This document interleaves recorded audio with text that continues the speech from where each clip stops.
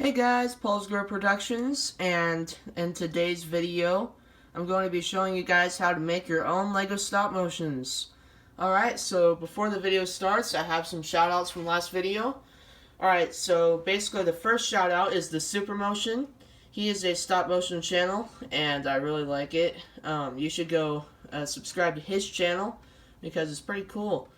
The next shout out is the Flip Brick Films. He's also a stop motion channel, and I actually really love his channel. It's so cool. You should go check it out. It's a stop motion channel as well. So basically, you should go subscribe to both of those channels. And plus, if you want your own shout out, all you have to do is subscribe and comment in the comment section. Shout me out. That's all you have to do. Just comment, shout me out, and subscribe, and you'll get your own shout out. So basically, before the video starts, I'd like as many subscribers as possible and 15 likes on the video. Alright, so basically, tip number one for stop motions is to not film during daytime or close your blinds and curtains. I'd recommend the second option actually, to just close your blinds and curtains and stuff, because basically whenever you're doing your stop motions, you have light flicker, and whenever light flicker happens is whenever the clouds change in the sky and whenever it's sunny and stuff like that. So basically, I would close the curtains and blinds and get yourself a desk lamp like this one here. It's just a $15 lamp. I bought it from Walmart, and it's a really good lamp actually. It shows the whole base plate really well. Alright, so let's get on to tip number two. Alright, I took my camera off the tripod for this one, but tip number two is to put in blue base plates or anything you can find for the sky, because if you don't have in any base plates or anything like that for the sky, basically your shot would look like this, where you just have your desk, and your base plate.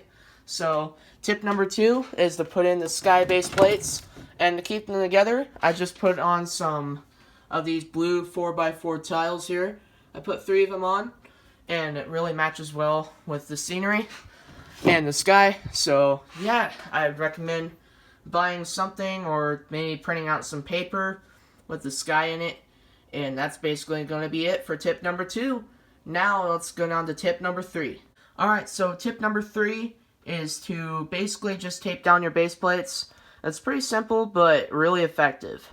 So taping down your base plates basically keeps the base plate from wobbling. See how mine is nice and sturdy?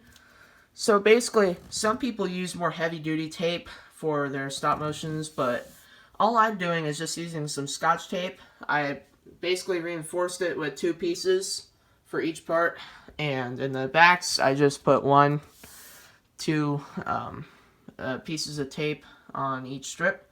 So yeah, that's basically tip number three, to tape down your set. It really helps, because if you don't tape down your set, I have some examples in my older stop motions of what happens if you don't, and I have to say it looks kind of bad because the set wobbles and you can't really get away from that if you don't tape down your set. So yeah, that's tip number three. Now it's time to move on to tip number four. Alright, so tip number four is to have a decent setup. So basically my setup, all it is just a tripod for my phone, and I have a book and a little chest to hold up my tripod.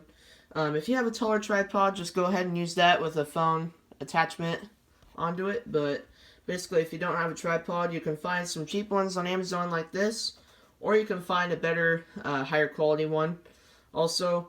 But the cheaper ones are more expensive, and they basically do the same thing as the more expensive ones. So yeah, that's basically it for tip number four. To have a good setup, and also I have my lamp here, and I also have a desk lamp to thoroughly light my set. So yeah, that's basically tip number four. Now it's time to move on to tip number five. Alright, so tip number five is simple, yet simple, but very effective. Alright, so basically for tip number six is that I like to use earbuds as a remote. You can use these Apple earbuds if you have an iPhone. I think Samsung ones would work too if you have a Samsung phone. But if you're using the Apple iPhone, basically what you can do is plug in the headphones like usual. But instead of tapping on the screen to take the pictures, you can use the volume buttons on this remote to take your pictures. Because if you tap on the screen, it'll look really wobbly and stuff. And you don't really want much wobble in your videos, or else it'll make it look really shaky.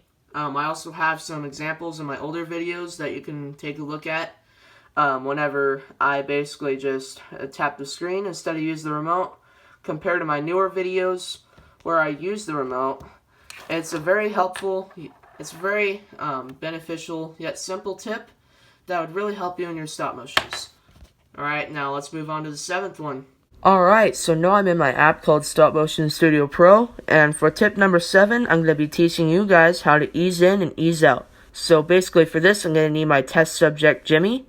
Alright, so now Jimmy is going to be teaching you how to ease in and ease out. So Jimmy, ease in and ease out. Yes, sir.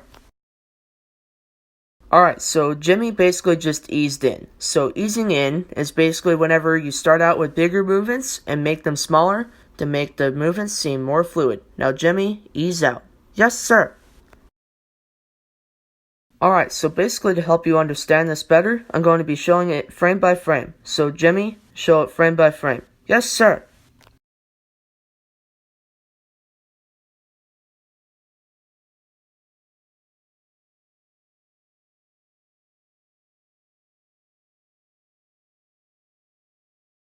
Alright, now to top it all off, I'm going to be showing you the difference between doing the same movements in each frame and easing in and easing out. Alright, so the first one is going to be doing the same movements. Alright, now the last one is going to be doing easing in and easing out. Alright, so that's basically tip number 7. Now it's time to move on to tip number 8. Alright, so basically for tip number 8, I'm going to be showing you guys how to make a minifigure walk and run. So basically, I'm filming this whole thing at 12 frames per second. And that's basically what the walking and running cycles are that I'm going to be showing you. So Jimmy, please start walking, okay? Yes, sir.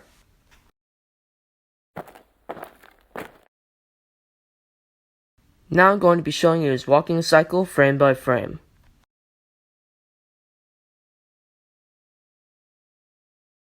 Alright, so basically that's his walking cycle. Now it's time to get into the running cycle.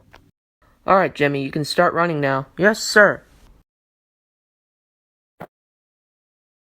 Now I'm going to make him run frame by frame.